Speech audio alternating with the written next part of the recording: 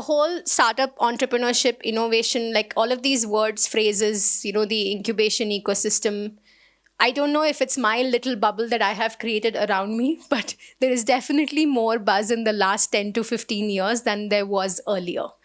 And of course, that has been a lot of push top down, but that does not mean there wasn't a need bottom up as well.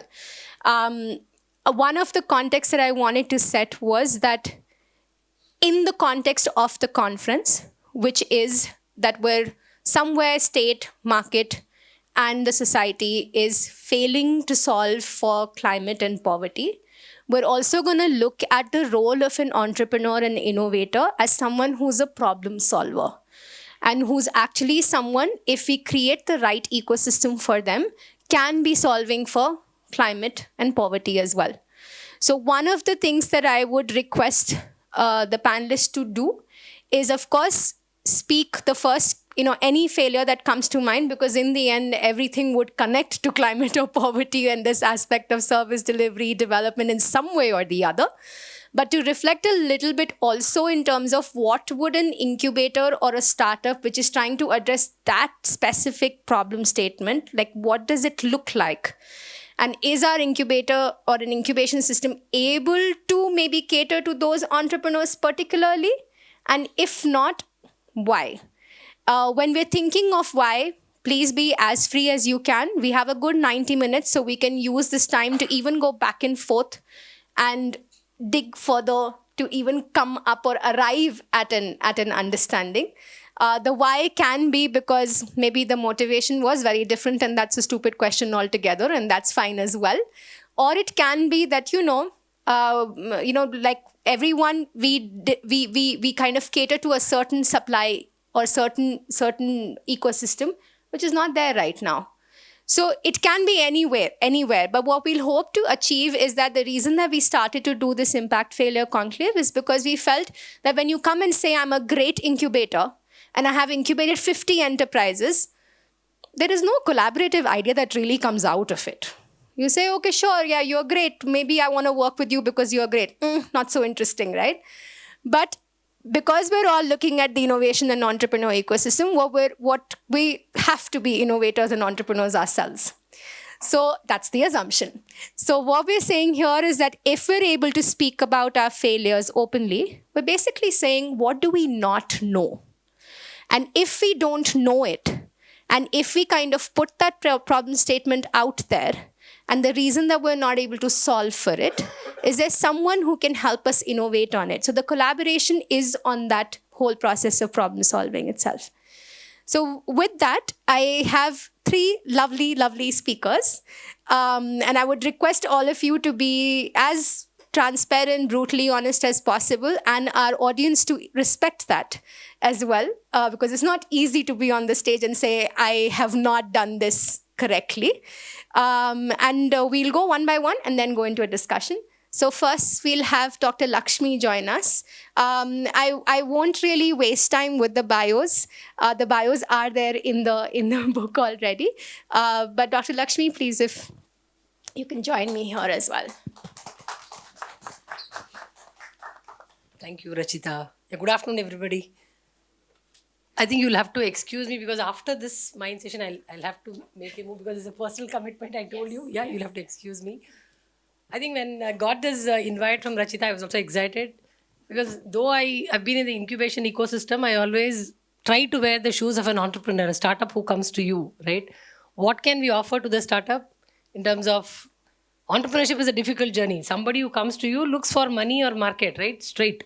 So can the incubators give access to customers first? So this is a mindset I've been always having. Now I'm with IIIT. Prior to this, I was running from scratch, we built Derby Foundation as a healthcare focused incubator. So 2 experiments, I'll tell you what we have done. I think 8-10 years back, we did a program called MedTechnovation. I think most of you are from the incubation ecosystem, right? So today, most of the grants, funds to early stage startups comes through incubators. So at Derby, we had a program called Nidhi Prayas, where 10 lakhs was the idea to POC grant given to startups. So with this in the mind, so of course, we also had a lot of healthcare ecosystem we had brought together. A couple of hospitals, couple of health tech guys who are building healthcare solutions. So we reached out to a lot of MNCs. In fact, I wrote their names also. I think for MedTech Innovation, we had TI, MathWorks, ARM, Micron, and Forest, which is also no longer a startup, very good company in Bangalore. Got them all together, saying as an incubator, we can bring multiple hospitals. We can give the early idea to POC grant of 10 lakhs. We also got a problem statement from the hospital saying these are the broader areas where we are looking for solutions.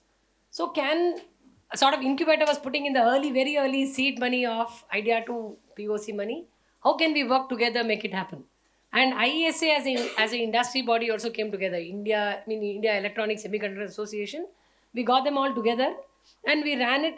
We said they were also thrilled because wherever one thing we've also seen is corporates are also ready to jump in when we say there's a nation building exercise.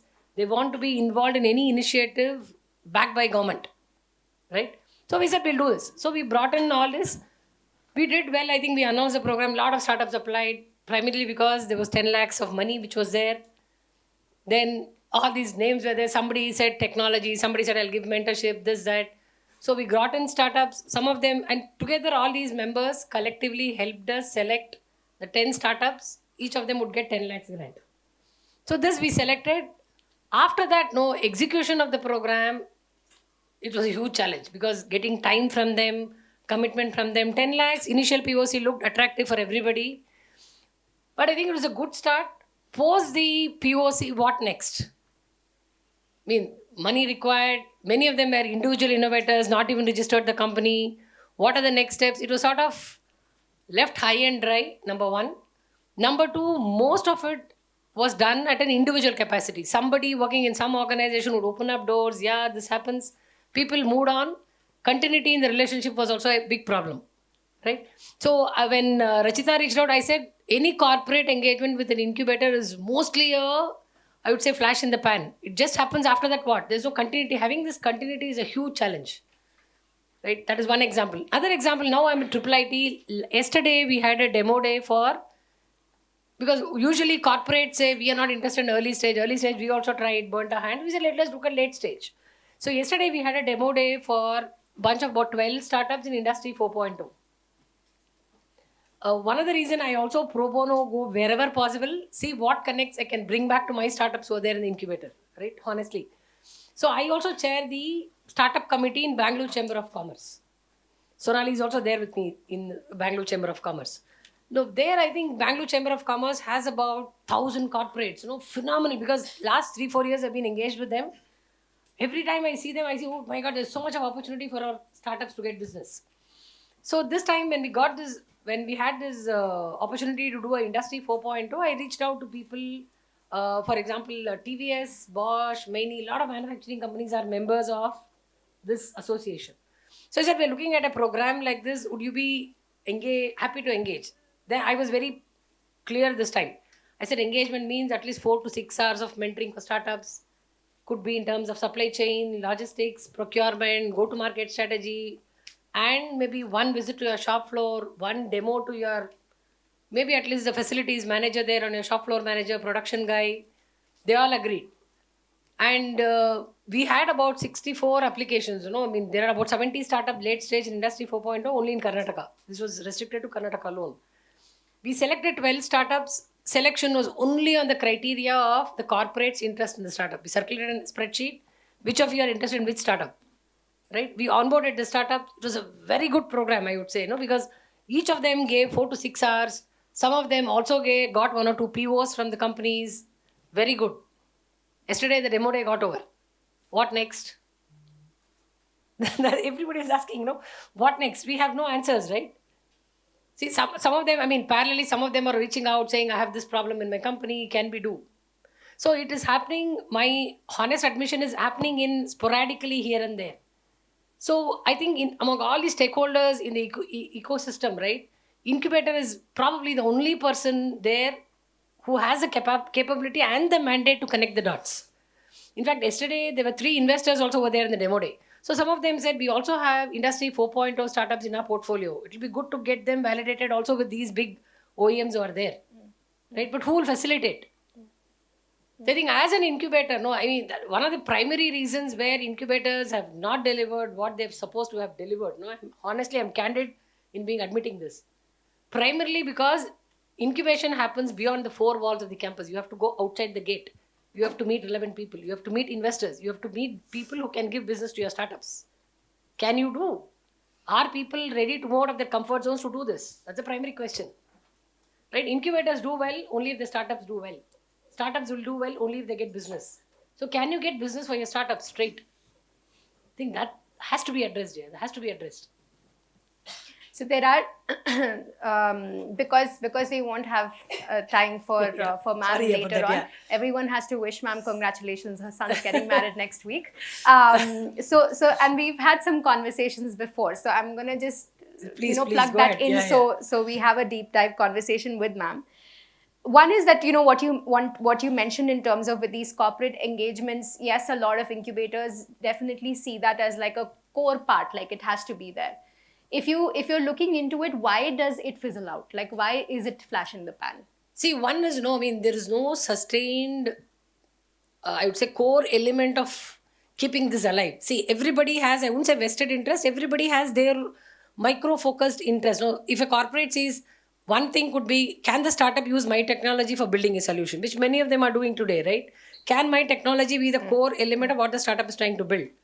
If the startup is building something, can I invest through my venture arm in some cases, right? But can we create bubbles where, like for example, CSR again is a very good pillar, right? But again, it's very sporadic, right? Can we create, see, India today, any innovation you do, there's a very strong social element. You cannot do anything in India without touching the social element very strongly, whether it's health, agri, sanitation, anything, right? So, can we look at bringing in corporates, creating these bubbles of innovation, right? People would be ready to fund. For example, you say today, even in Bangalore, no, I mean, 100 kilometers from here, Tiptur is an area where groundwater fluorosis is a big problem, right? Assume you take one district, identify problems there, right? So can we bring in all relevant stakeholders? Could be the NGOs working on the ground to the corporates who can support in multiple ways and create and make them work together on a long-term project. Maybe 2 to 3 years, deliver solutions needed for a particular region. See, today what is happening? Everybody is saying, what is it which is there for me? I think that's a fundamental challenge, and if incubators can work to anchor this whole engagement, it'll work. So many times when we've spoken, ma'am speaks very strongly about the role of an incubator being a glue. We run an incubation program, have had a lot of failures in running that program itself. Two things always come to mind. You're always battling the internal capacity of the enterprise and how do you really build that. And at the same time, you're also battling ki once this enterprise is ready, what will be that when all stars will align and now my outside stakeholders are also very ready to take it on.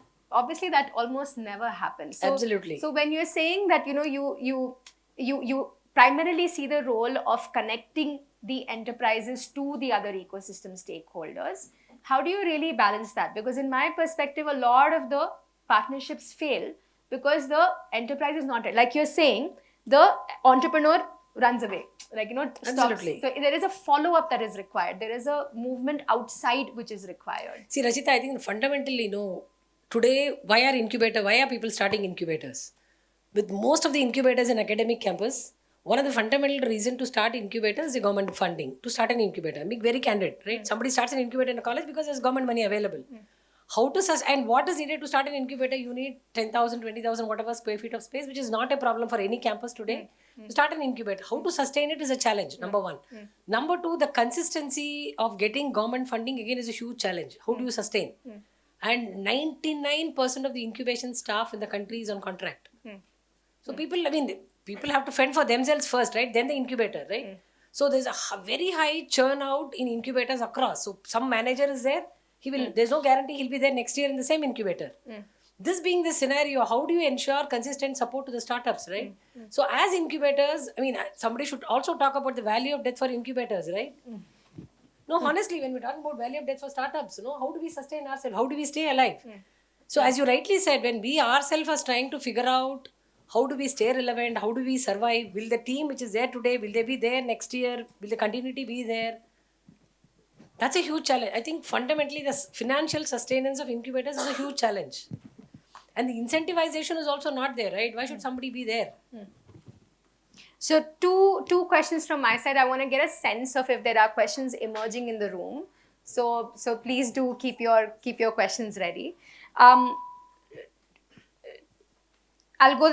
go through them one by one. So I have lost the paper that you gave me, Vinay, but Vinay's been doing a little bit of a research of mapping the incubation ecosystem in the country. And one of the things that he did find was that I think it was more than 60% of the incubators which were actually in public institutions, academic institutions particularly.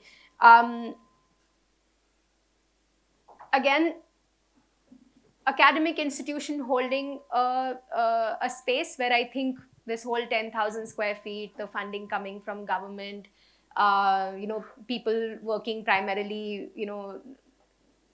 out of the campus itself, etc., comes in.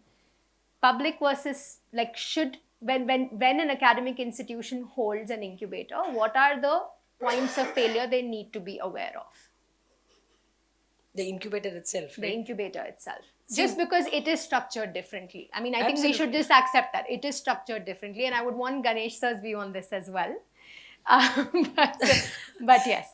No, see, though incubators are part of academic campuses, they are an independent Section 8 company, has to function as an independent Section 8 company, not another department on the campus.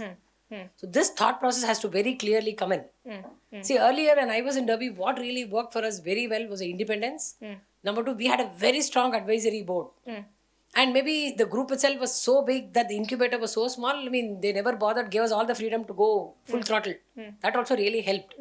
So I think the mindset to make it as a self-sustainable entity within the campus, as a separate Section 8 company, in terms of not only financials, in terms of your attitude, professionalism which comes in, and the speed at which it should work is very important. You talk to a lot of startups. I think the biggest bottleneck in academic campus is the speed at which incubators work. It takes ages to make decisions, ages to come. That's a challenge. I think with this mindset, if incubators are able to do, I think it's good. See, now with this deep tech emerging, a lot of startups have realized, many of them have approached me at IIIT, how can we work with the campus? Can we work with your professors? Can we do research? Can they help us in research? So this is now slowly starting. That's actually a good sign, so that it's a good opportunity for incubators in campuses to engage with startups. But then speed has to be there. Otherwise, it kills the whole thrill of doing a startup. Yeah. The entrepreneur, I mean, a startup is about fail fast, learn fast, pivot fast. So if that is not there, then yeah. Last question from my side, and then we had a question here. You mentioned often this whole idea of the incubator surviving itself and then the financial sustainability that comes up. I'm well aware that that's also a discussion that often happens. Like, how does an incubator financially sustain itself? Your thoughts on that? I'm yet to figure out. I think it's a long process. Nobody has an answer for that. No, it's a long process, right? See, today in India, if you see, only a handful of incubators have got a good exit. Some startup, maybe a handful of incubators only through startups, right? So it's there are multiple ways of revenue generation for incubators. So many things. I think the incubator hits a jackpot when they get a good exit from a startup. So fundamentally, it comes back to the same point what I was telling earlier. When do you hit a jackpot? When you get a good exit. When do you get a good exit? When the startup does good business. So how have you facilitated that? And this ecosystem is very small. And if you do good work, also spreads. The word spreads. Word spreads. So I know you had a question. Yeah. And is there anyone else at this point of time who has a question there? So we'll take two questions and then. Sure. Yeah, sorry, we have. I can just speak loudly if you Yes. I can also, right? Okay, we're recording the session, so it's helpful. Yeah. Hi, my name is Supriya. I run an organization called the Future Founders Co, and we've had conversations in the past sporadically. So I have a very incubators in academic institutions related question. Because we work so much with young people, one of the clear gaps that we see is that the challenge of attribution of that startup, right? Like all of these academic institutions that get grants to set up an incubator, etc., blah, blah, blah, also need to show how many startups they have registered, etc., and all of that.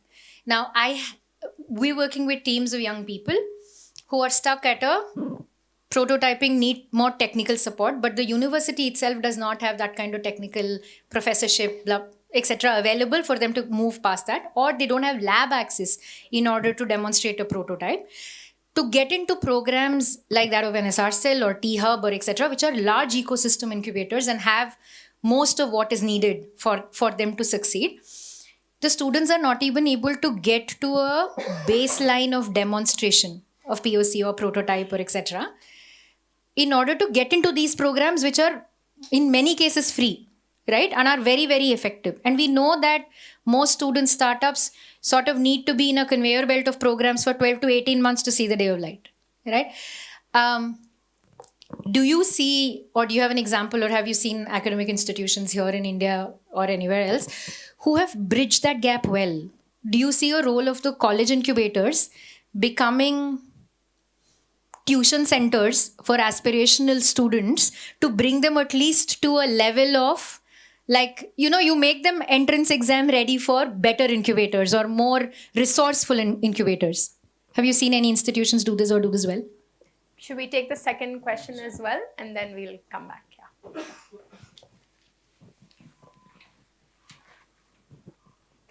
Hi, I'm Vishaka. I run an organization called Durga Box. We promote cooking with renewable fuels. And our experience as a startup has been very disappointing with most of the incubators. We are not out of the college, startup founders. We have worked in the field for several years and then decided to, take the plunge into the valley of death.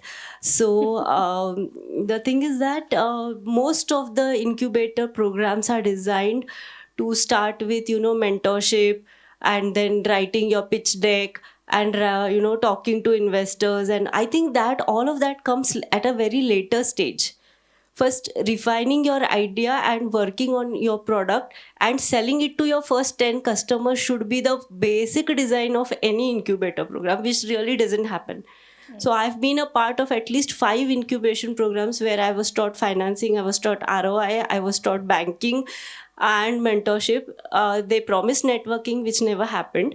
So is there any study or is there any learning from the startups that, the feedback process is not there, that this is what we want and this is what we are given, which is like just a tick mark activity, and we have been tried to be a part of an academic institution incubator where they said that you have to first say that this idea was given to you by us. Okay. So we have had a very bad experience with academic incubators, and I think all their grants should be taken away. So that will be a great help to the startup ecosystem. But my question here is that, is there any feedback system or is there any study done to evaluate what happens to the incubation programs, what are their outcomes and how they are refined going forward?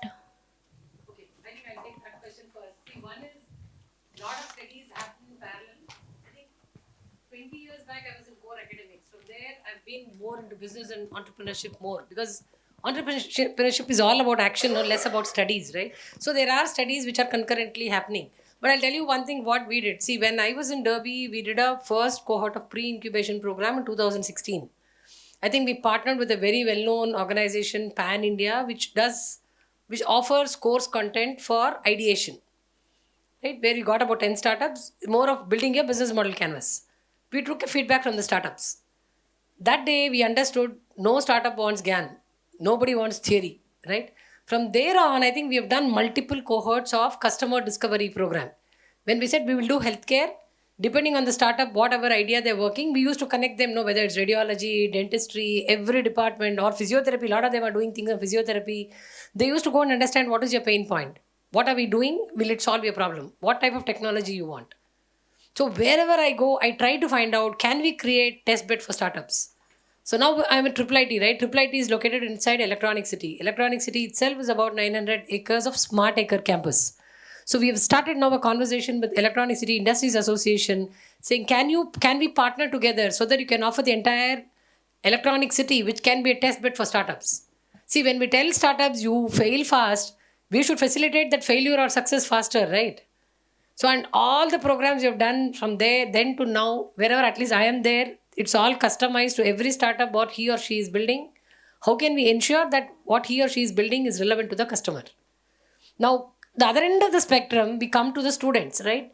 Students who are aspirational entrepreneurs, they may or see, entrepreneurship is I would say, an experience one goes through.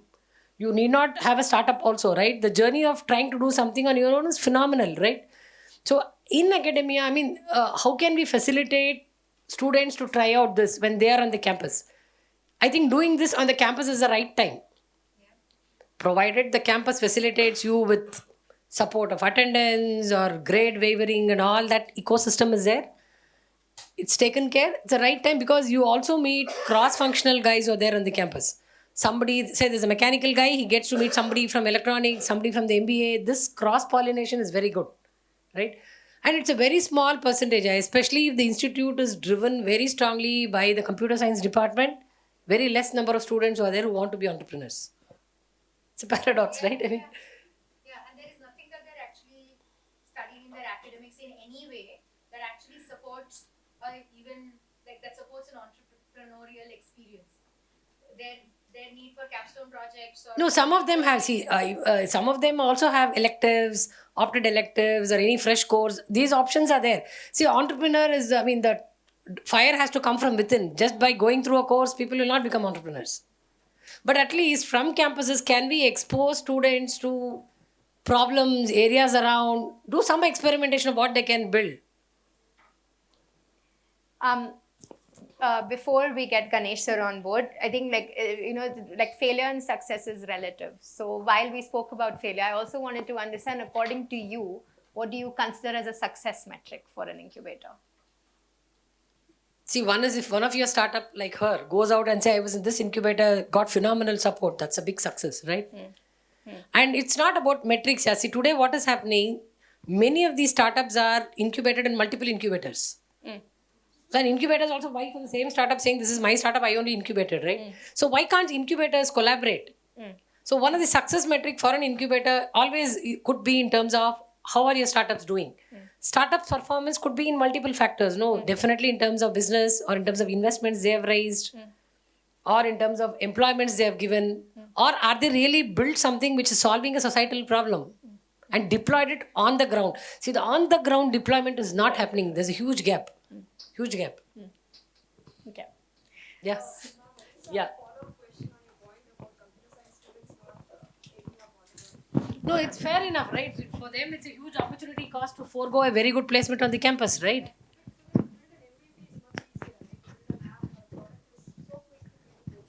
See, if somebody has to forego a 1 CR CTC on the campus to do a startup, who will do? No. It's an opportunity cost which is there. See, but even for a computer science student, no, can we kindle this somewhere so that he can explore entrepreneurship 5-10 years down the line? No problem, right?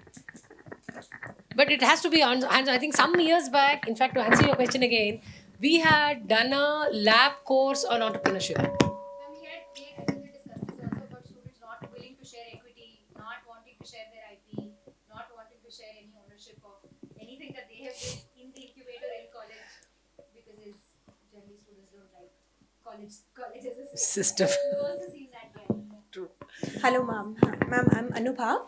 I'm a PhD student here, and a little bit of history. I abandoned my physics PhD from Indian Institute of Science, and I'm researching on university-industry engagement. My research topic is that. So basically, I have seen that word, and I've seen that a lot of people are unemployed after doing PhDs and even postdocs. They're not getting faculty jobs. And there's this conversation of, can we engage them in the startup ecosystem? Can we train basic sciences people? Are incubators helping in some way, or is there some kind of mentorship programs in India happening that are maybe mentoring faculties to even make them understand this could be an idea? Sure. See, I am a firm believer in the philosophy that the more qualified you are, the less potential you have to be an entrepreneur. Honestly, because your risk appetite becomes so low. No, I mean, it's become so low. Interesting. But again, to add on to your point, see, today a lot of deep tech startups are looking at people with research background to engage with them. Definitely, they say, can somebody help me build my algorithm? Can somebody help this, build this? That the opportunity is definitely there.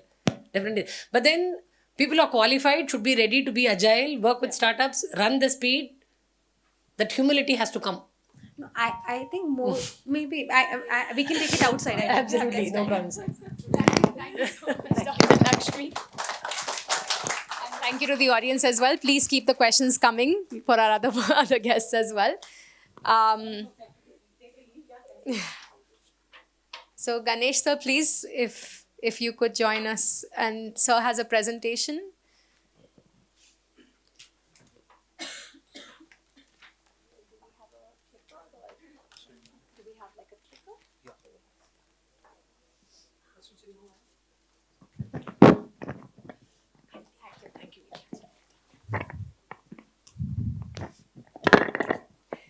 I can stand? How does this work? No, This one, the black one. The brief was that it had to be gloom, doom, so black. Go figure. I stick to the brief. It will be black. I can stand. No, I'm not wearing this one. If you'd prefer, that's actually better. It's okay.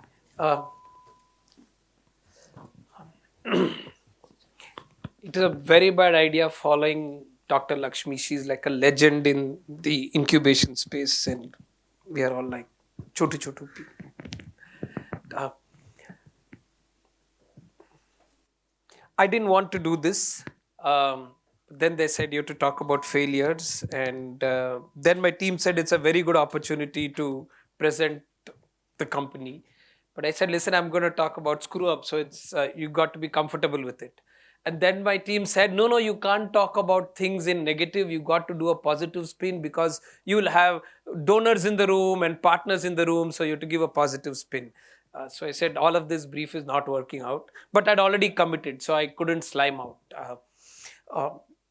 What I'm going to talk about 10 minutes is in response to something that happened same time last year. And this was a presentation by Dr. Chintan of Atal Innovation Mission. And he was talking about his point of view of the incubation ecosystem. And I happened to be sitting in the audience. And some of the things he said worried me terribly. And I was furiously taking notes, and it stuck with me a lot. And so some of this is a point of view response to his point of view, as it were. And my own reflection of having been part of an incubator and being part of the entrepreneurship incubation ecosystem for about 4 years-ish now. This is what Dr. Chintan said. So his point of view was that he looks at the ecosystem as 3 primary players. There's an incubator at the center. There is a host institution that gives legitimacy and purpose to the incubator, and there is the government ecosystem that creates some kind of an enabling infrastructure for the incubator. And his point of view was that a lot of things that hold an incubator's performance to be suboptimal were what he calls pathologies of the host institution and pathologies of the government institutions or nodal agencies. And he listed a few.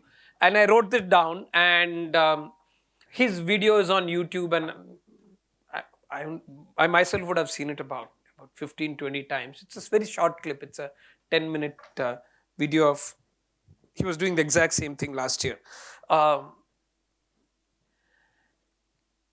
And what worried me about that conversation was that he let the incubator off the hook. आप लोगों को तो माफ किया, बाकी लोगों का problem है. And I was not comfortable with that line of analysis. So what I've written is my reflection of what it means to be part of an incubation ecosystem, right? So if you look at what the rest of the world, if I may, which is, we talked about startups and poor examples and poor experiences, and we talk of the government wants metrics and you got to share all kinds of metrics, and then corporates want you to be able to give them the right tech innovation that they can use on their chassis or use their chassis. And so there are expectations of the incubator in providing that environment. And I sort of put some of them down.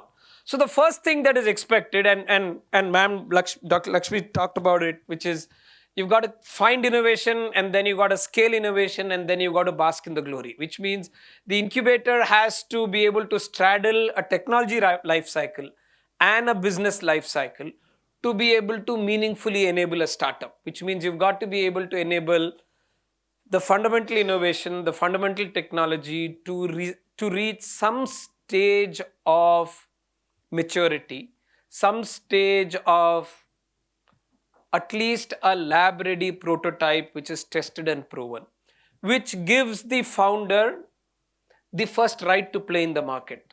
The proposition works, then I can enter the market. If the fundamental proposition does not work, you've not yet earned the right to play in the market. But once you've earned the right to play, that is your first day, by the way. Because now you have to genuinely earn the right, which is to get you to commercial structure, commercial stability, commercial sustenance, commercial scale. Which is after that sun rises, you've got to figure out, can I make money out of this at all? By the way, is that money worth making, or as ma'am was again saying, you got another alternate 1 crore job? Apparently the 1 crore jobs available. Damn, I need to write my CV all over again. Okay. I'll still write the CV, damn. So then the founder and the startup have the sort of moment of truth about now this has to survive and sustain in a marketplace which has a specific market structure. It has customers, it has competitors, it has suppliers, it has people that we apparently have to hire and retain. And that expectation of a business incubator, of an incubator exists. In my humblest, now I'll stare at the camera, in my humblest of opinion, I haven't yet seen such an incubator. I may not be very well experienced, but I haven't yet seen a business incubator that can meaningfully incubate technology readiness and business readiness. Now you have to create big impact. Right? If you have received government funds or many incubators, private or part of academic institutions receive, are Section 8 companies or a part of foundations. Even if you're part of a rich uncle, you've got to deliver numbers. You've got to show how many startups, how many women entrepreneurs, how many from tier 2, how many in deep tech, how many in priority areas. Rachita started by saying you have to, by the way, connect it all to climate and poverty. And I wrote it down and I'm saying, ye to nahi hoga, sir. So you've got to demonstrate that reflected glory from the startup is, someone said attribution and so on, right? Is because we did cool things and now we are delivering seriously big impact. Therefore, we have a legitimacy in the space. And as part of that, you got to apparently survive and scale, right? And nobody sent us the memo that, boss, you have to pay electricity bill, you have to pay salaries, you have to pay for the coffee bill. 25th of the month, my personal BP is its highest because that's when my finance team's advice hits me. So that mail from my mailbox every month because that gives me the bill for the next month. So many POs have to be paid by 30th of this month. So that's my highest blood pressure. Nobody sent me that memo that damn, this animal has to sustain, survive and scale. Which means you have to do a bunch of, nobody told us we have to be a not-for-profit. I have still not understood why 90% of the incubators in the country are not-for-profit. But apparently they have to be. Otherwise the government doesn't find you legitimate. By the way, I don't know why incubators seek government legitimacy, but apparently all of us do. For some awful reason, I was about to say god awful reason, you got to go and secure a grant from Startup India and Atal India and DST and Mighty and yeah, all of that. Then we have got to raise funds on our own. Apparently, we've got to take equity stake in incubators like you, ma'am, and then find ways to exit and make money out of them. By the way, I don't know who taught any incubator to ever operate like a venture capitalist, right? Which means not only I have to create technology readiness, business readiness. Now I have to behave like an investment banker. Holy cow. Okay. Now we have to create revenue streams. So maybe we have, you charge for incubation, you charge for corporate partnerships, you demonstrate skin in the game. Then you have to build capability. Who said, you say you have to build capability to be able to incubate. So you got to hire people who don't attrite every year and go to the other incubator. Apparently you need HR policies and you need employee engagement, and yeah, nobody told us that. By the way, in all of this, and I don't know how many of you incubators do this, for an incubator to truly comply with the government, there are 9 categories of compliance that have to be filed every month. Each category has 3 specific compliances. This is true if you truly want to be a Section 8 incubator, which there are really funny laws that you have to comply with. You have to comply with the women's safety law. You have to comply with that your women are not in your operations after 6 p.m. or you're providing them with security. I sign this paper every month. I'm looking at my team. You have to apparently pay a bonus to your team every year because you come under the Shops and Establishments Act. By the way, you need a no objection from Shops and Establishment Act that you're not a shop and they're not generating revenue, but you're part of Shops and yeah, this is true. I sign these papers every month. Nobody sent us this memo. Nobody told us this is what it means to support an entrepreneurship ecosystem with, for whatever reason, a not-for-profit hat to wear. So in my opinion, this is a bumblebee. The incubator is a bumblebee. Madam physicist, right?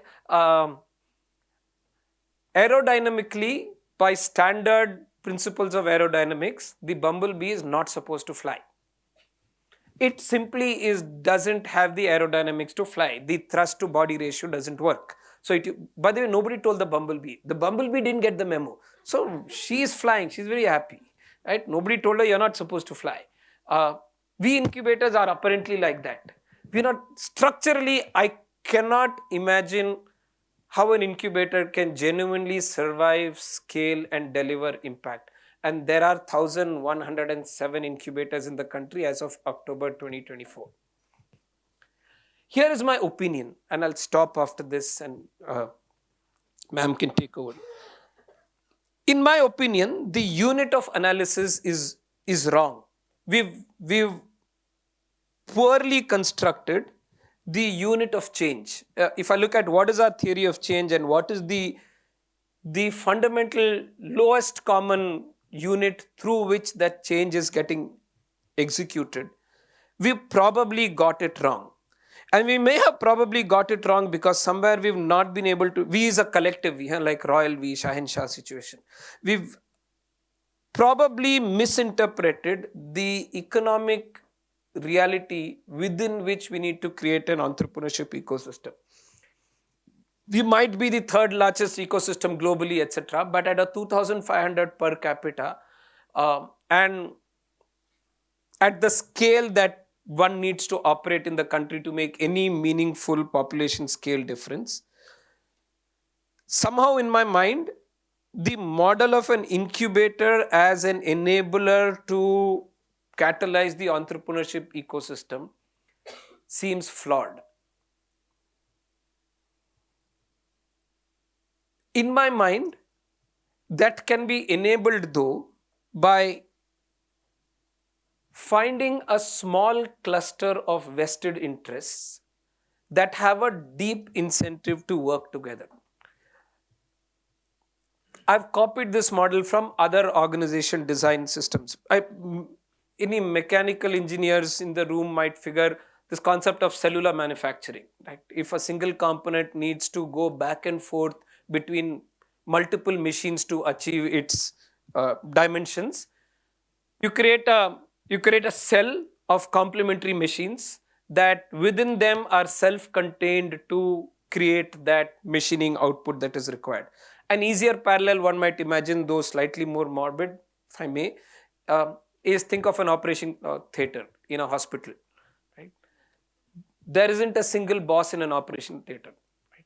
Till the patient comes into the OT room, the boss is the CMO, Chief Medical Officer, creates the environment for creates the environment for the surgery to occur, before which the prognosis and diagnostics is being done and recommended by the specialist.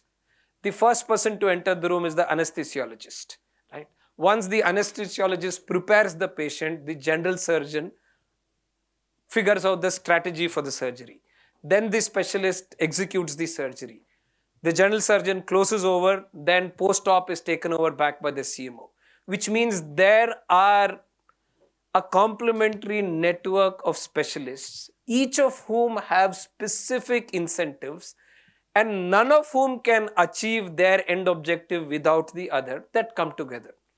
In a very philosophical, idealistic manner, I do believe that to create an entrepreneurial ecosystem that can be impactful and held accountable to its impact, such a network or such a combination of networks. So I imagine it as many cells in a neuron. So imagine it as a network. Each network is self-contained and multiple networks can come together to be symbiotic, can be created.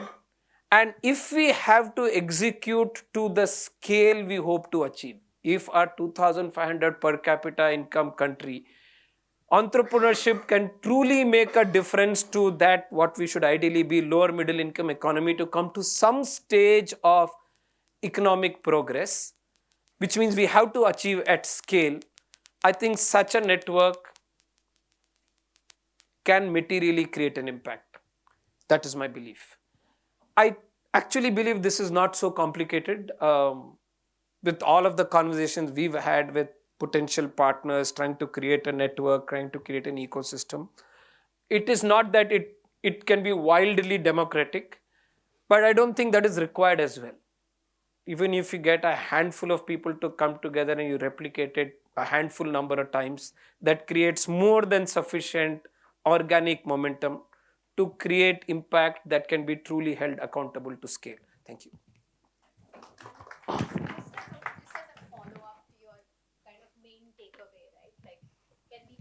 Create that container, so to say, which is driven by the same incentive. When you're kind of trying to conceptualize that right now as NSRCEL, what is that motivation that you feel from your experience so far that would actually get people aligned to that one incentive or what is that one thing? First caveat and safe harbor, everything I said has nothing to do with NSRCEL. In the nicest sense that please don't pass that burden on to the institution. All flaws are mine. That is also true Chintan sir style. I think that's something that he had also done. Yes. To have that kind of an, Agreed. It's your perspective. This is my point of view because you said talk about how the world looks.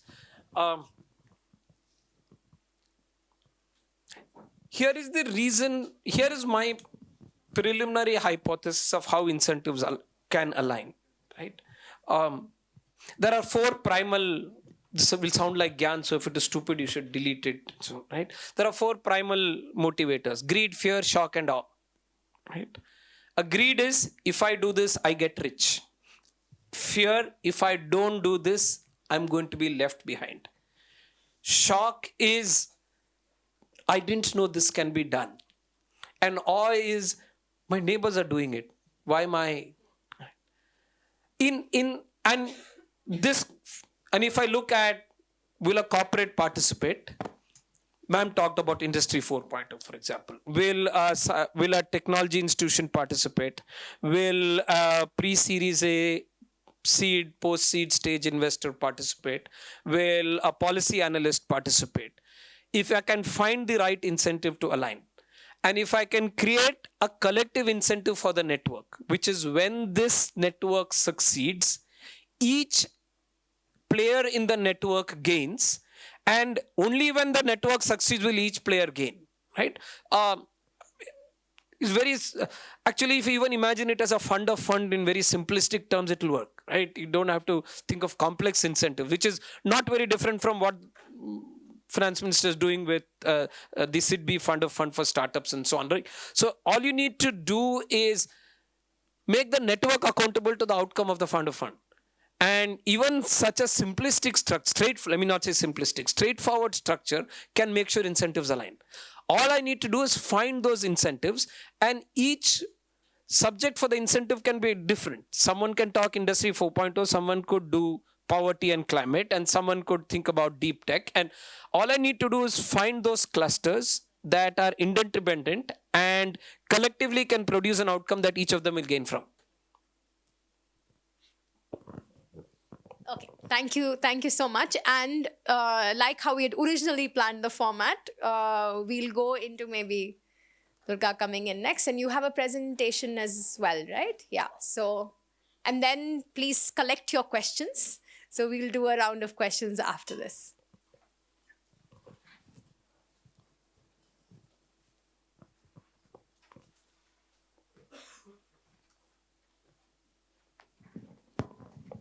Yeah, a very good evening to one and all. I was just wondering that if we have allowed Lakshmi and Ganesh to speak, what else Durga can do? So it's my task to destroy a few more. So, well, we were actually fascinated that it came that the names are put together the way. But anyways, since yesterday, in multiple sessions, you have been listening to failures personally, as a organization. But let's also understand that even in organizational, the concept of failure entirely, if you see, has been something which is with the leadership. And I believe when a good leader puts together a good team, there is automatically a resilience to bear the shocks of failure. And probably from there is the genesis of rise of an organization. Hence, failure at the initial steps are inevitable, and there is nothing that one should be absolutely baffled about. But end of the day, we get opportunities like this to speak about the failures quite loudly and unapologetically, because it was none but we who committed it, and we have learnt a lot of it. When Ganeshji was speaking all about that an incubator could do, I was very happy internally that thank God somebody is speaking the heart out. But the kind of job we CEOs or incubation managers in an incubator are put into is really tough.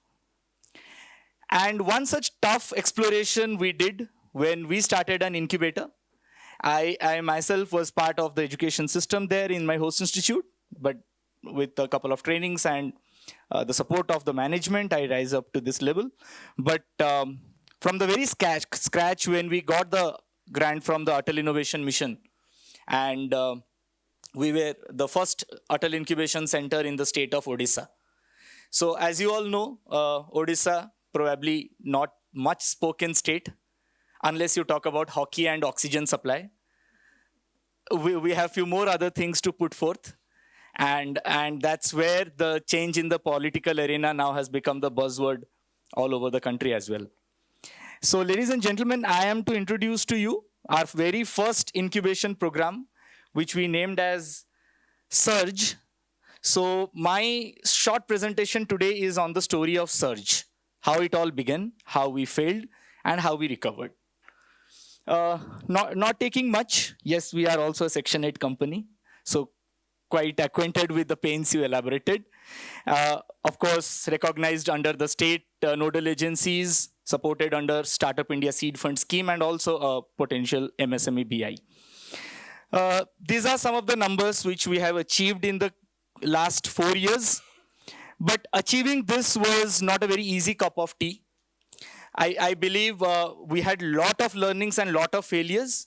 I'm just explaining the one that we took as a toddler incubator.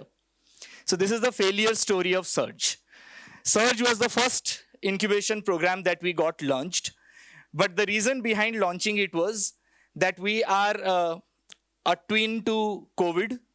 COVID came and we also came into existence. So it was very tough for us to hold our facility physically, allow people to come and reach us. So we were somehow, because of the mandate of the scheme and guidelines and deliverables, we had to start our operations remotely. But that is where we started our first incubation program. We announced it. The team which was operating remotely, we did whatever we could.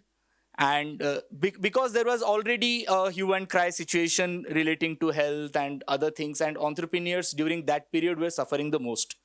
And to talk no less about startups who were in the most endangered category at that point of time, and most of them were, rightly as she was mentioning, were forcibly getting plunged into the valley of death. At that point of time, we thought that we would start an incubation program and ask these peoples to get onboarded.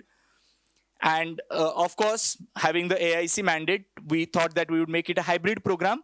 Hence, we started pulling out applications all across the country.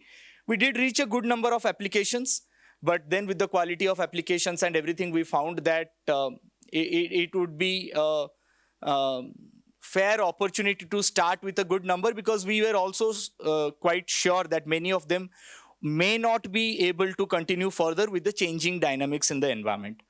So we thought that taking a bigger number would actually help us to then streamline after a few months to a good capacity of startups within the system.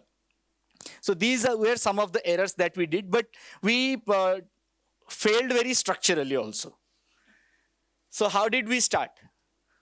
We started with a simple notion that whoever comes to us, we would provide them consulting services, because the labs and everything were not in place. So we put a restriction that we would take basically startups who would start from a prototype stage, so that we don't take the burden of getting it prepared or manufactured within the facility, but going ahead to make them market ready, we would collaborate with other partners. Similarly, there were also startups, because we didn't put up a sector specific, so it was sector agnostic. So we got applications all across the sectors.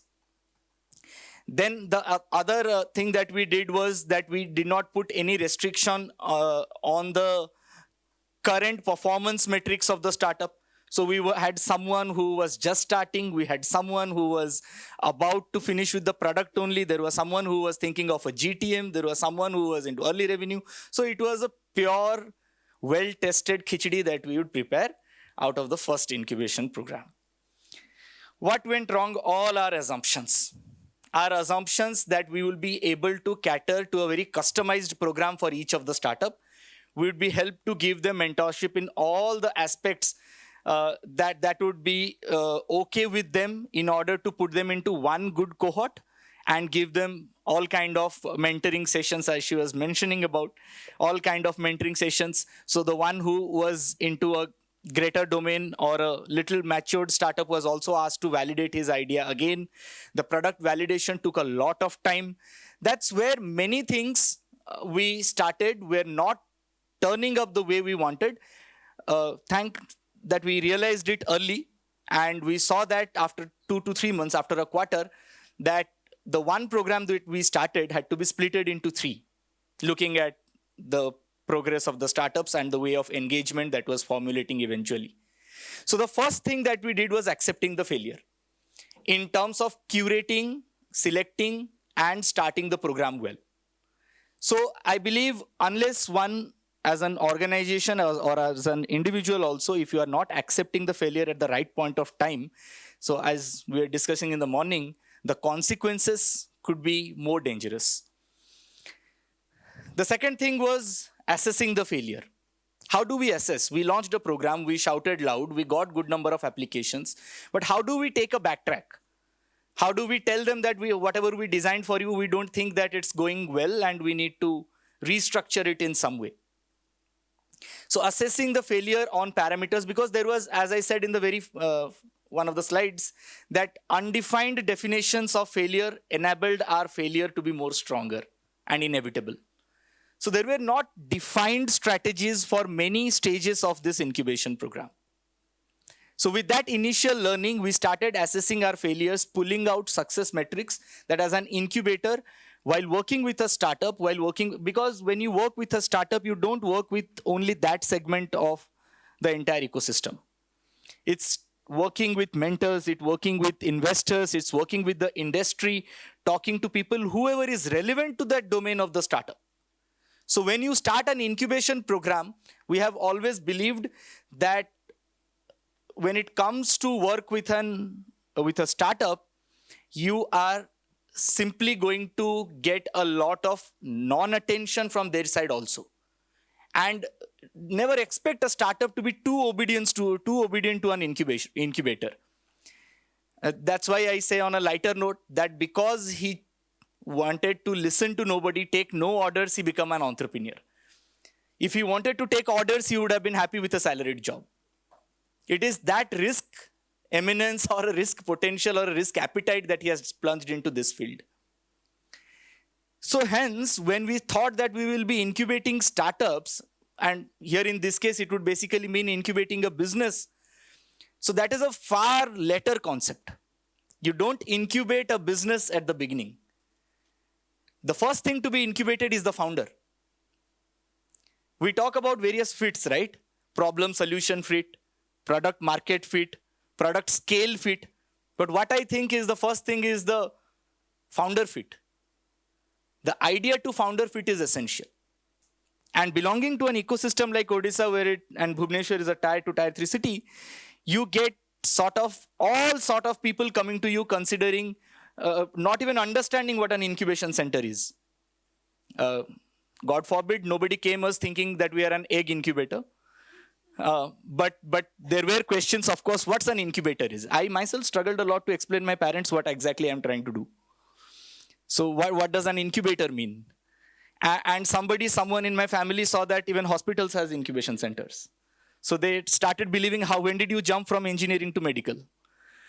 So apart from jokes apart, we do a similar kind of job. Sir was mentioning about Operation Theatre. But I always say to young kids there that we don't incubate eggs or babies, but the condition is the same. When the founder comes to you with an idea which is half matured, not ready to face the consequences of the outer world, you need to consider him just like a prematured baby or an egg in the shell or a chick in the egg, where you have to throw some light on it so that it gets adequate temperature, and that light is knowledge. You will have to equip him with some external support system, which is skill. You will also have to motivate so that his belief system matures a little more. And that is when he gets the attitude of or a personality of an entrepreneur. So it's a theory, actually, KSBA. Knowledge, skill, belief, and then attitude. So with this, we thought that we need to start to talk to a lot of founders in the ecosystem, because there was enormous, and we failed miserably in matching to the expectations of the startup. Why were they here? Why did they apply for this incubation program? Many of them thought that we are one more NBFC, ready to finance them at any level.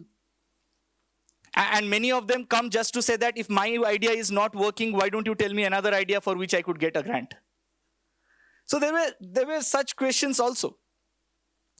So struggling with these things, we not just accepted our failure, assessed it well, and then started altering the scenario. While we started altering the scenario, I myself spoke to not less than 200 startups on a one-on-one call, trying to understand, because incubation ecosystem in cities like Bhubaneswar and many other, I would believe most of the Indian cities, the startups don't come across this entire theory that why should we go to an incubation center? The moment they get into an incubation program, we have a schedule for them for all the upcoming sessions. But trust me, when we make you stand before an investor or anyone who you are going to pitch about your idea, it is about everything that has to be there on your back of the mind. And gone are the days when people used to say that entrepreneurs are born but not made. Now we are manufacturing entrepreneurs at a good scale. And we now want them to come out of schools also, right? The entire idea of Atal Tinkering Lab, which is about innovation, but we have seen really good kids who have come out of a little out of the box. And I'm glad to Atal Innovation Mission also, who gave us an opportunity to incubate students also under a student innovation program at IIIT. Now, so the failure to success is learning from this entire journey. We are now at the 4th cohort of Surge, rectifying all the mistakes that we did, understanding the target group, because an incubation center, when it begins, it is also a kind of startup. It's very much a startup.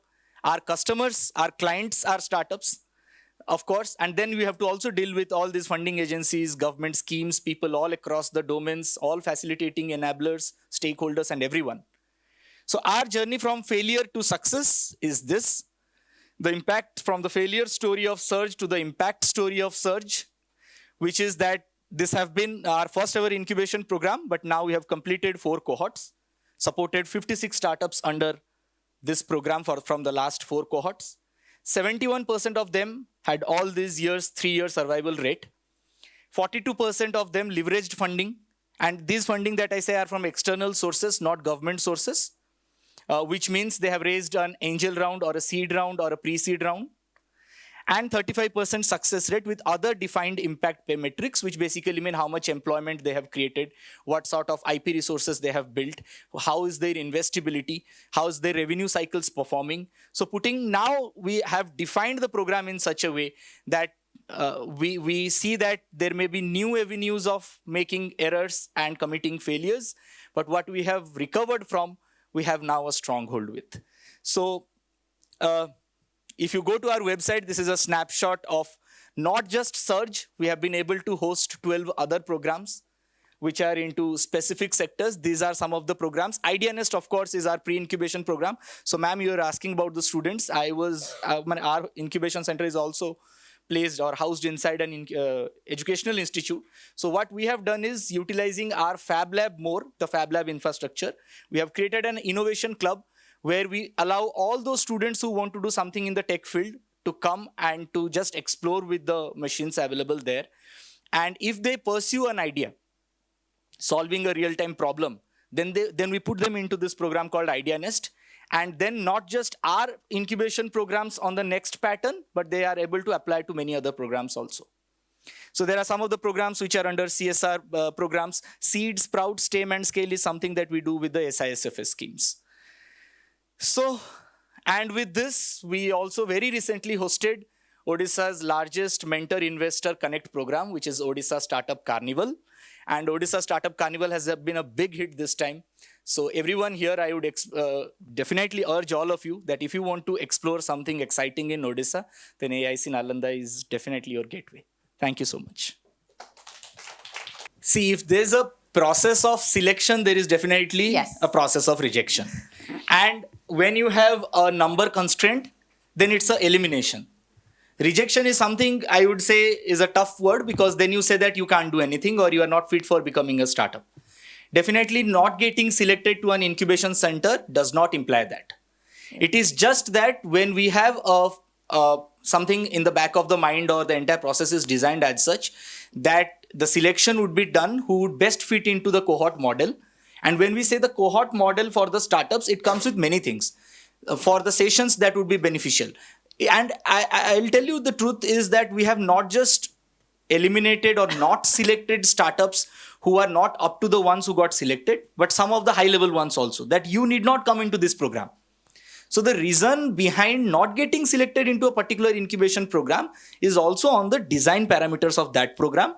And if you ask on basic norms, then when we take these presentations, even for the SISFS program, which have been much spoken about, what we look into few things is the readiness of the entrepreneur to take the challenges which he himself has been, will be privy to those problems that he's working upon. If you are someone who has just got the clue of a solution that is addressing the problem, but you have no core expertise into it, you eventually depend completely on the incubation center to get the platform ready for you, to get a co-founder for you, to build a team for you, to assess the market for you, to design the business model for you. Then I believe one of my team members would fit best into his co-founder. So it's not that case. It's something that we see whether the startup has deliberate commitment to that idea and whether he fits into the kind of program that we are offering. So it's just making a matchmaking between the offerings and the expectations. Ganesh?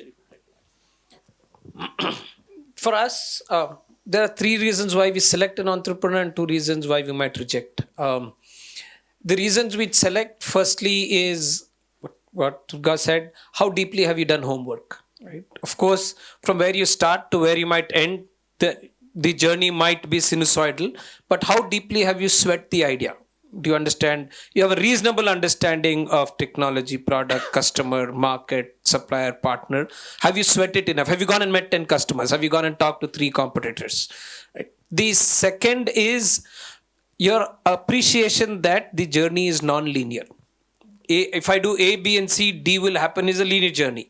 The entrepreneurship journey is non-linear. You have to be reasonably comfortable that few things will go wrong. Starting with next 3 years, I'm not getting a salary. 2, I may not be able to raise funds. My first customer might try. My co-founder might leave. The ability to handle that ambiguity and be resilient to those risks are important.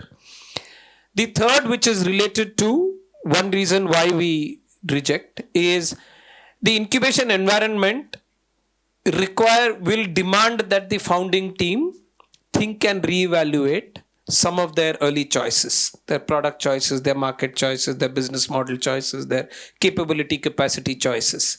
That willingness to change when confronted with or when faced with reasonable evidence and data is important for the incubation process to succeed, right? So if a mentor challenges a business model, it is not to place an affront, but it is to open up a blind spot.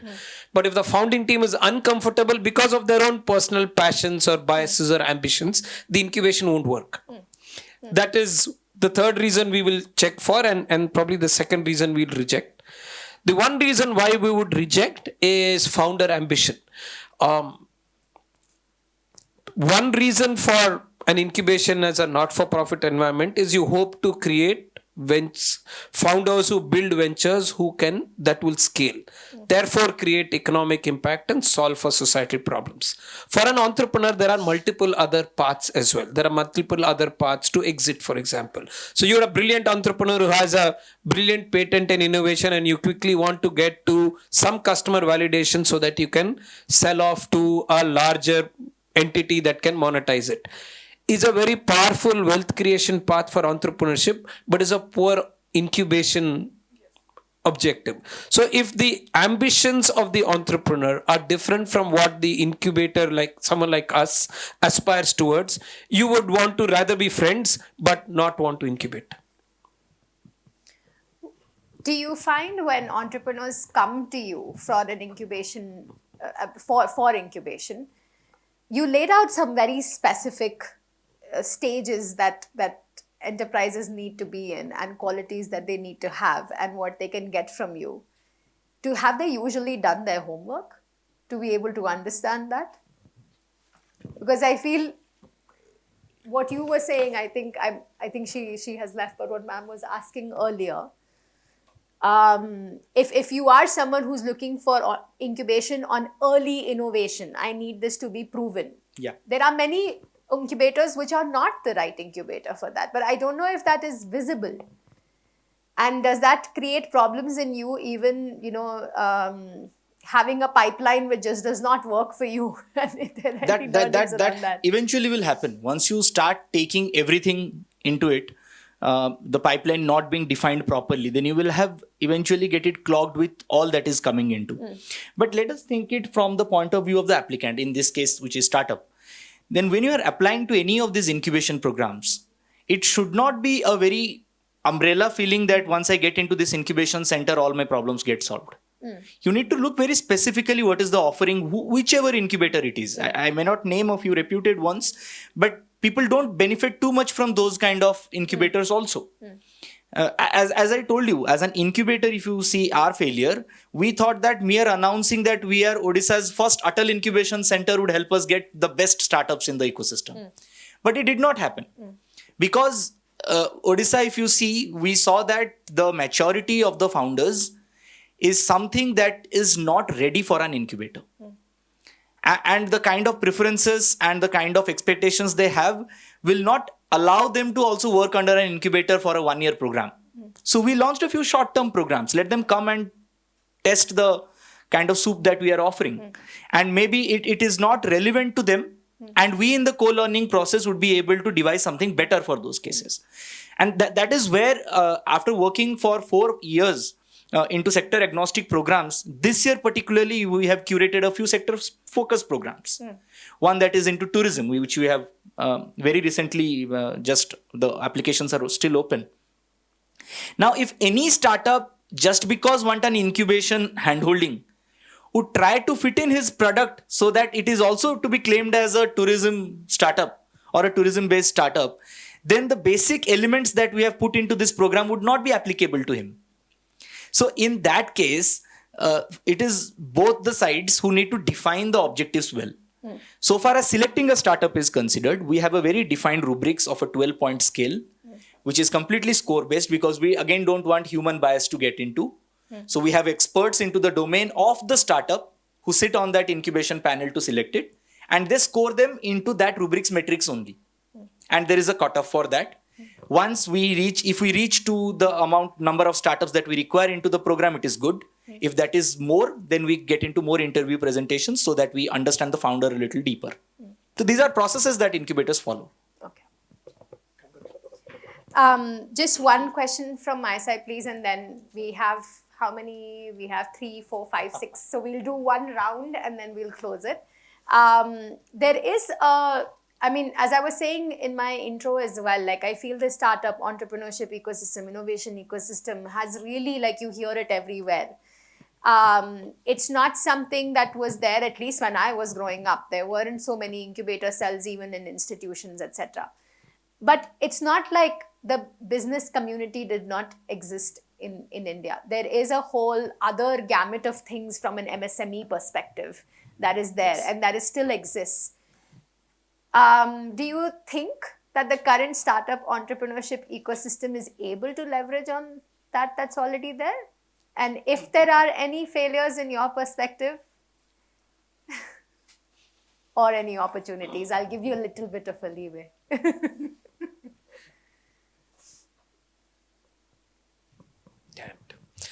Some part of what you're saying is deep truth. The MSME ecosystem in India contributes larger to any form of economic development than the startup ecosystem currently does.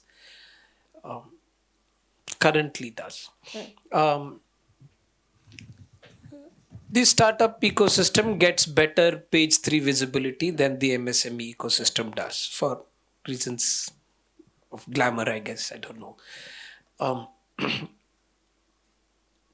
I think where the differences are powerful is, like you said, any new business owner is in theory an entrepreneur, and that classification may be accurate, is the injection of a dimension of innovation. Which is, if you look at a founder or any business owner, if I have to generalize it, 3 or 4 types. The first is, as he was saying earlier, this is the only thing I want to do because I don't want any other alternate career. I want to be my own boss. That's one driver. The second is, this is my only source of sustenance. I am an entrepreneur, a business owner out of compulsion and out of sustenance, out of self-sustenance. The third dimension of entrepreneurship is where there are opportunity within sustaining business models, which is classical business ownership, which is I can start a small lathe shop because there's always demand for machine work in some industrial belt. There may be no innovation component there, but in and of itself, it is economically viable, sustainable, potentially scalable. And then there is an innovation quotient, which is there is a completely different way to machine components, which is outside of anything that machine tool engineering has thought about, and I've crafted that, which is high risk, potentially unproven, high return class of business ownership. So when there is a significant injection of innovation, it differs from the other 3 classes. We're trying to play that game. That is there fundamental innovation that can truly create scale change for any economic objective or societal impact. That's the game we are trying to play. I want to follow up and be like, how many? Uh, but yes, I think we're all aware. But as you're saying, trying, there is a percentage that needs to come out of it. And yes, please. Yes. No, I'll simplify it a little more, saying that as of now, for the government also, the definitions is as such that all startups are MSMEs, but all MSMEs are not startups. Yeah. Right? So it is because with MSMEs, the thing is that they are into something which have been conventional, traditional. But with startups, you have these two important elements. One is innovation, as is said, and innovation could be novelty, innovation could be value addition. And at the same point of time, the second very important thing is the scalability, the exponential growth that is expected out of the use of technology that is put into these kind of business models. But at the same time, I have this very important phenomena. I'll just take quick 30 seconds. When you talk about creating an ecosystem for any kind of entrepreneur to grow, one ecosystem could be a Jew ecosystem, where you put things as such, where there is an organic, you try to pull out an organic growth of the animal to survive within that. And there is this forest ecosystem, which is already there. And all kind of animals could survive within that. You don't require to give intervention, just protection. But in this case, you will have to deliberately give interventions that would allow the startup to grow. If we leave the startup with the same policies and interventions that MSMEs has to, then they would surely not survive. Hence, to create an arena, an ecosystem, a favorable climate for them to grow with necessary policy interventions, with tax reforms, with things that is related to the corporate affairs, with corporate governance structures, when it comes to financing, have better financial models for them. Fund of funds was one such. And this is where you make deliberate and planned and structured attempts for these kind of newer, disruptive, innovative ideas to flourish in the market. So we'll do a round of questions. My colleague will help pass the mic along. So please, if you have I think we have just one. he has one. He has one. So hi, my name is Pratik and I'm part of the waste management sector. And to be specific, I'm in both sides where I have been part of the incubator and me as an entrepreneur wanting to push and get support from an incubator. My confused thought is that why are we so much stressing on innovation? For example, I'm just coming back to my sector, which is easy for me to relate. We just need, let's assume Tamil Nadu for a state, which has 27 districts. And then we believe that each district need to have a waste management company to handle it. But the solution, when I go pitch in each district, they're asking, what is my innovation? My innovation is just segregating waste. But it is needed. But why is still incubators stressing on innovation for anybody to grow? Yeah. And the second part to it was in terms of, sorry, I just lost it. Yeah. I think I got it back. So that is related. So you're conducting a lot of challenges. Why is it so broad? Climate tech, green tech shouldn't be specific to the sectors where people can find incubators and reach. I know that Atal incubation centers have a subsection where you can screen sectors, waste management, but I feel it's not still effective for people to find out what they want.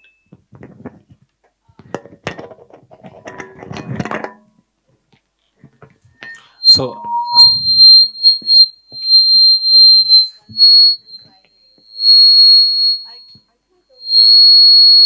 Hello.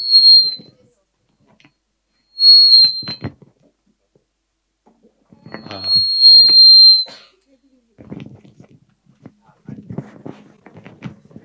Hi. Um, Maybe because I'm just below this thing.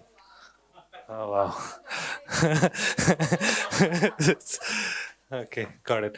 That's why I was thinking, why is it making a lot of impact on me only, or what is this like?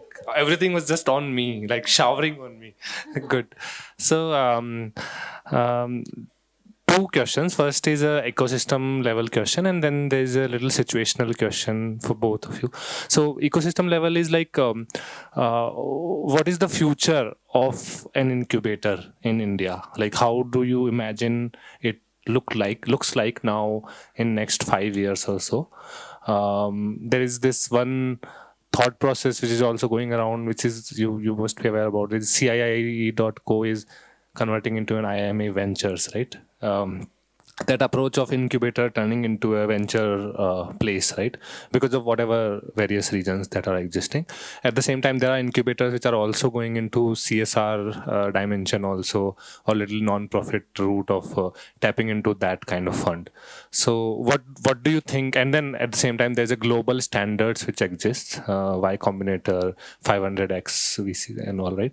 So what will happen? What do you think can happen? And second situational question is to both of you: if your roles gets reversed, which is that Ganesh sir, you go to Bhubaneswar, AIC Nalanda, and then what will you do differently, or what will you continue to do there? And the question, the reason for asking this question is because of the Bangalore ecosystem of an startup or an entrepreneurship ecosystem versus a Bhubaneswar ecosystem of an entrepreneurship ecosystem. Is it different to be viewed? And then similarly, if you also want to answer of Bhubaneswar to Bangalore, sure.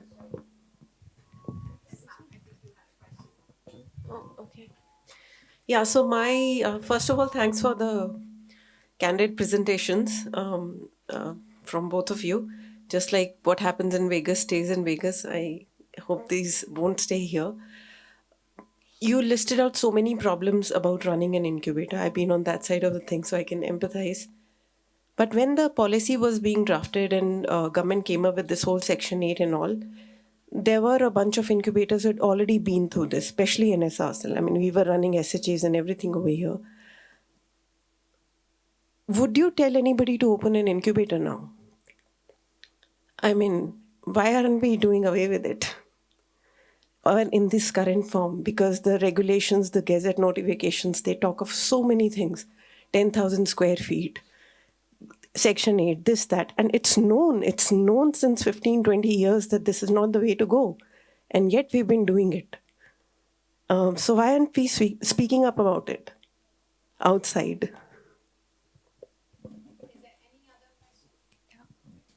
So this is for Ganesh sir. So I run an enterprise, and so I'm always sweating and my BP is always high. So, and then I come here and I hear your presentation and I suddenly feel very bad for you. So my question is, I really like the aspirational model you were talking about. It was very fascinating. So since this is a failure conference and all that, and that's not a model which you have heard of, and I'm sure you're given it a fair thought. So where do you think that model would, I would not use the word failure, but where do you think they would stumble first if you actually start with a model like that? That's it. Yeah, my question for Ganesh sir. Globally, we have 7,000 incubators, and India is house for 1,270 as on date. And 150,000 average, 120 startups per each incubator is what we are having. But when coming to unicorns, we have 115, 118, where globally we have 1,500 change. So the ratio, US have almost the same number of incubators, triple the unicorns. So do we need more incubators like cinema theaters? We have 10,000 theaters. Do we need more incubators, or do we need very much focused, little with more impact?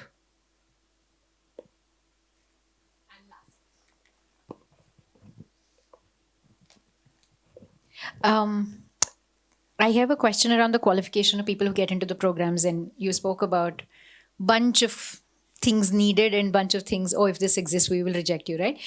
Some of those are fairly objective, right? How many customers have you met, or like, has anybody ever paid for what you're trying to do, or like any of those. But some of the other things which is still fundamental, say like co-founder chemistry, or willingness, commitment, how moved are they or invested are they in the problem that they're trying to solve? How willing is the founder to actually get their hands dirty? What kind of measures? Those are softer aspects, and I'm not sure if there are ever like psychometry tests to sort of understand commitment or any of those, but are there, because NSRCEL has been about 2 decades now, do you have any metrics around that? Is something which is a question that I want to ask in the context of this conversation. But on a side note, I really also want to invite you to reflect on when you were talking about process failures, or not failures, like process taleno, right? Like for running an incubator, and you were talking about processes which are funny. I just would like to invite you to reflect on why you looked at women's safety as an example, as the first one that you spoke about. Because it's everybody in the room would agree that it's not funny in any way. But anyway, that's a side note. But yeah, that was my question. Just to maybe recollect, because there were loads of questions, and I'll invite you guys to maybe take 2 of them, final thoughts. One, why innovation is so important for something to be qualified as a startup. The sectoral focused containerization, if we are able to do. What is the future of incubator? What is this new kind of trend emerging around ventures? Bangalore versus Bhubaneswar, does it intrinsically give an ecosystem which makes one incubator up the other, so to say? Incubator structure itself, I think was your question, ma'am, that I don't think we're questioning the role of an incubator, but it's saying if we know certain structures for incubators don't work, why are we not kind of talking about that openly? If you get to implement your idea, Ganesh sir, where do you think your first stumbling point would be? I think I'm losing them now. More incubators. Do we need more incubators versus do we need deeply focused incubators on certain sectors again? And qualitative metrics, because that was my thinking as well. How do you really gauge that there'll be people who'll be receptive to feedback? So, yes. There are specific questions. I won't remember half of what you asked. What do you want me to respond to? And I'm not sure. Asking about Okay, his question is the waste management. Don't waste your time with incubators. You are convinced about what you're doing. That's all you need, right? Yeah, but that's all you need. You're convinced. An incubator is not obligated to incubate, right? And much like you, an innovator is not obligated to, or someone who's found a great opportunity to create impact is not obligated to go find a piggyback to ride against. You got a great idea, you got a market, just forget about the ecosystem. That's the right way to do it. Related to that is what the gentleman asked, and that because that is provoking. We don't, the measure of unicorn as a success to any entrepreneurial ecosystem is a little flawed. The purpose of entrepreneurship is fundamentally wealth creation. But a measure of valuation and growth in valuation as a surrogate or proxy for wealth creation is limiting, because the constituents of that wealth creation at that early stage are very limited. You're creating wealth for your investors, your founders, and early founding team, full stop. Right? It is when the founder is able to create an organization that is creating wealth for employees, customers, partners, is when it's truly contributing to the economy. So the answer to the question, do I need more incubators or less, is not. Incubator is just a change agent. What we need is an environment that can create entrepreneurs who can scale ventures, therefore creating economic impact or solving for societal problems. Right? That scale is what we need. Now, if 1,000 incubators in US worked for them, of course it worked for them. They are a 17,000 per capita economy. I can't take that context and put it in India and say, why is your car not flying? It doesn't. because entrepreneurship is an economic context and a commercial context, it has to work in that frame of reference. What works in our frame of reference may be wildly different, right? And I don't want to be held to that frame of reference to our priorities. If the US or China created X number of unicorns, good for them, I'll send them roses. It is not what will drive the impact we aspire towards, right? Because it's good for headlines, it's good for mobilization, it's good for convening the right kind of partners, global foundations, FDI. Headlines are important because they help convene, they grab attention. They are not the purpose of impact. And in my mind, I have reasonable clarity against that. So the conversation of more incubators or low is not as much as am I creating environments that can enable scale. That's my call. I have quick responses to what has been asked. See, incubators will always stress on innovation. They have to, because that is what their structural frameworks are to support for. The businesses has to also decide that whether I need to fit in inappropriately, though, into the shoes of a startup. If I'm doing something which is well in parlance, as you said, that you are happy with the model, you know what's the way, there is no purpose to get aligned in the startup route. There is already an established model for you as an MSME. You should simply follow that. The way there is no compulsion for startups or for ideas to come into an incubation center also. We have many great startups also who have never entered an incubation center. To the future of an incubator, Vinay, you were asking about. Let me be very specific. For an incubator, by definition, they have no role other than getting a product market fit for a startup. That's what incubator by definition means. And it has been a practice that those who work beyond the PMF level to see that they have larger scale of investments coming, expansion and growth, you have these Y Combinator accelerators and all. So we need to first distinguish between incubators and accelerators. Eventually what happens in tier 2, tier 3 cities, today incubators have become multifunctional. They host all kind of startups. That's the reason why they have now thought of, for the purpose of sustainability also, to get into those venture capital modes or just running more corporate innovation accelerators. These are some of the new modes of incubators which you would see more and more in the coming days as industry finds interest into the startup ecosystem. About swapping the ecosystem, given a chance, there is nothing bad to come to Bangalore.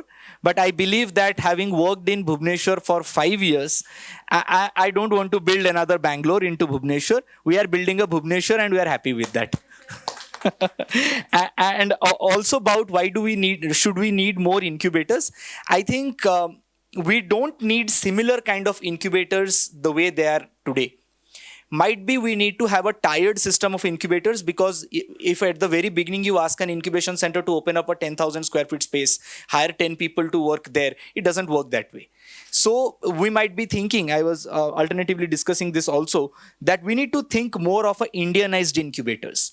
There are many more innovative and very native ideas that are failing in the rural economies. Probably we should be thinking about creating more such incubators for them, and we should be thinking about incubating SHGs, FPOs, the models which are more Indianized.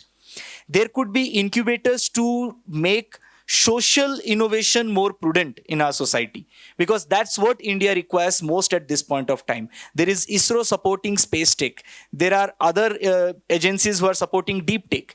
DST, DBT is taking care of a lot of things. Might be we should be also thinking that how do government programs and schemes for the beneficiaries enter through a more incubated models where their efficiency is proven better. And lastly, that if we look into what incubators more can do and why should we have what number of incubators, I think now in India the situation is that you have good range of incubators in the majority of the states where the standards of livings are better. So that is where you tell tier 1, tier 2 cities. Now to penetrate this ecosystem, this idea of incubating startups more, you should ask the existing incubators to have their satellite centers into institutions like industrial organizations, academic bodies, where these incubators could handhold those organizations to create a better environment, and going down the line, they might turn into good incubators. I didn't respond to your two questions, so I just realized. So, specific to what might go wrong, I don't want to answer the question of what might go wrong, but let me answer to what might be starting points. Because I'm thinking of this as system design. Maybe it's a little theoretical.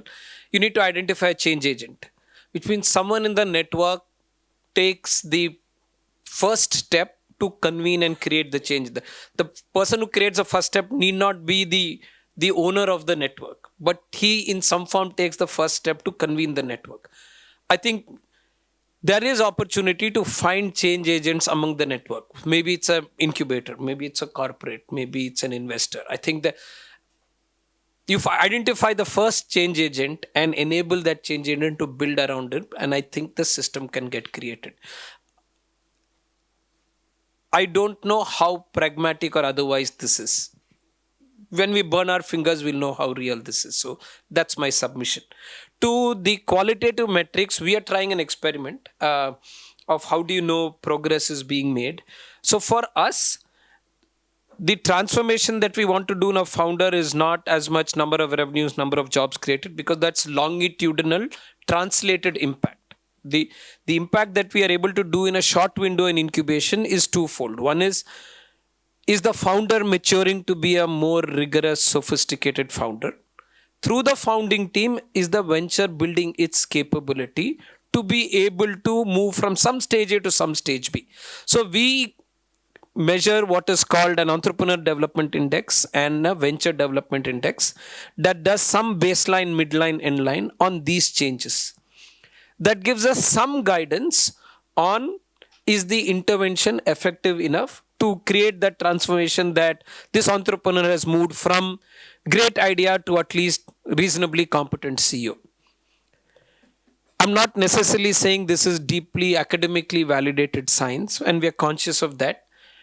It is some version 1 evolution of how we want to assess what you asked, which is how do you know the injection in incubation is truly creating a step change, or like we had that attribution debate earlier, it would have happened anyway because the guy is so talented.